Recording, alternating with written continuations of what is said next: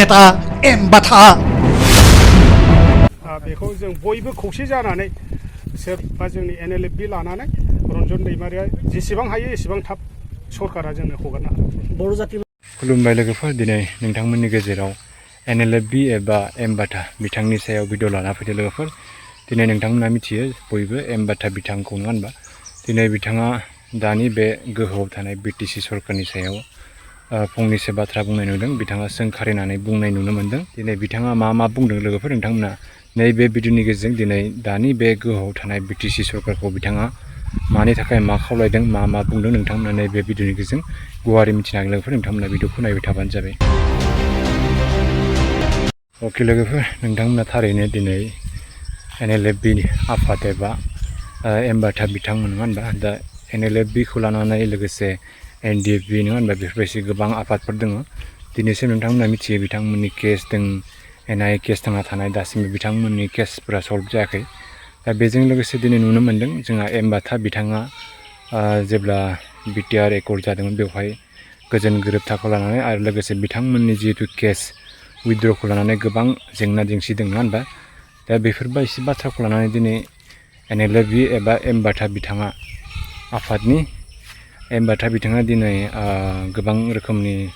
बाथ्रा बुंनाय नुनो मोन्दों दिनै बिथाङा दानि गोहोआव थानाय BTC सरकार एबा जिहेतु दानि जोंहा मानगोनां हाग्रामा सरकारा खुंनाय गोहोआव थानाय जेसेबांखि गिदिर गोलाव मानसिफोर दं बिथां दा सिदा सादा जोङो बिथांमोना नङा होनबा Bata सारमोना दिनै माने बिदि जानला मेनला गोरोंबो नङा दिनै मेन बाथ्रा डाइरेक्टलि बिथांमोना माने कुइसन खालामदों दिनै ससियेल मिडियानि गेजेरजों दिनै बिथांमोना जिहेतु सिगनेचार हिसाबै बिथांमोना सान्ति सुखिनि नामाव जिखिनि मोननांगौ फेसिलिटि बेफोरखौ मोनाखै दासिमबो बिथांमोन बेनिखायनो दिनै बिथांमोना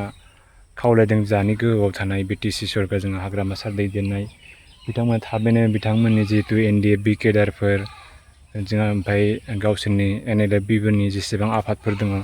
जेलाव थानाय बिथांमोना दाबैनो गनांगौ बेजों लोगोसे बिथांनि मोननि जिहेतु लाइफ नङा होनबा एसेबां बोथोर संग्राम खालामबोनानै बिथांमोना दिनै सरकारा मोनसे बेब'स्था खालामनांगोन होननानै बिथांमोनखौ खावलायदोंमोन दा बेफोरबायदि गोबां फेसिलिटिफोर मोननांगौ नङा होनबा बेफोरबायदिनो खावलायदों लोगोसे बर' हारिनि जिहेतु डेभेलप जानाय जौगानाय बेफोरबायदि गोबां खामानिफोर दं बेफोरखौ थाबैनो मावनो खोथादों जोंहा NLFB बा आफादनि जोंहा Bata सारमोन नङा होनबा दिनै थारैनो बिथांमोना जोबोद दुखुनांथाव बाथ्रा दासिमबो बिथांमोना सरकारनिफ्राय जिहेतु मोनसे गोजोन गोरोबथा जानानै बिथांमोना दासिमबो आन्दोआव थानांदों बिथांमोना नङा होनबा दुखु खस्थ'जों एसेबां बोसोर संग्राम खालामनानै दिनै बिथांमोना दासिमबो केसा जोबनो थाङाखै नङा होनबा बेफोरबायदि गोबां बाथ्रा दं बेनिखायनो दिनैनि बे जोंहा गोहोआव थानाय सरकारफ्रा थाबैनो बिथांमोनखौ नायसननांगौ लोगोसे नोंथांमोनाबो मिथिखायो दिनैनि दिनाव BTC सरकारा गोबां खामानि मावनो दं बेफोरबायदि नङा होनबा जिहेतु रायजो राजानि खामानि गांनाय उखैनायनि खामानि मावगोन होननानै बुंनानै दिनै जुदि मावाबा बोरै जानांगोन होनबा लोगोसे आं भिडिअखौ बारा गोबाव खालामला लोगोफोर नोंथांमोना भिडिअखौ मोजां मोनदोंबा लाइक साबसक्राइब शेयार खालामनानै थेंक इउ सो माच